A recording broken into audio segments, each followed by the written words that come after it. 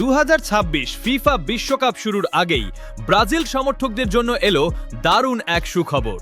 ইনজুরির কারণে অনিশ্চয়তায় থাকা ব্রাজিলের সুপারস্টার নেইমার দ্রুত সুস্থ হয়ে উঠছেন এবং মরক্কোর বিপক্ষে সেলেসাওদের প্রথম ম্যাচেই মাঠে নামার সম্ভাবনা তৈরি হয়েছে।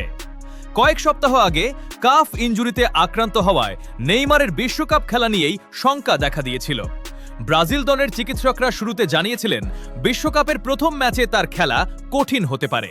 তবে সাম্প্রতিক পুনর্বাসন প্রক্রিয়ায় আশাব্যঞ্জক অগ্রগতি হওয়ায় পরিস্থিতি বদলাতে শুরু করেছে। ব্রাজিল কোচ কার্লো অ্যানচেলটি এবং টিম ম্যানেজমেন্ট নেইমারকে নিয়ে কোনো ঝুঁকি নিতে চান না।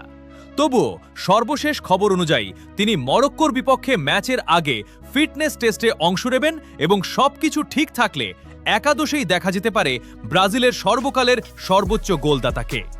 যদিও কিছু প্রতিবেদনে বলা হয়েছে যে নেইমার এখনও পুরোপুরি দলের সঙ্গে অনুশীলনে ফিরতে পারেননি এবং প্রথম ম্যাচ মিস করার সম্ভাবনাও রয়েছে। এখন ব্রাজিল সমর্থকদের চোখ মরক্কো ম্যাচের দিকেই। শেষ মুহূর্তে যদি নেইমার সবুজ সংকেত পান তাহলে বিশ্বকাপ মিশন শুরুতেই বাড়তি শক্তি পাবে 5 বারের বিশ্ব চ্যাম্পিয়নরা।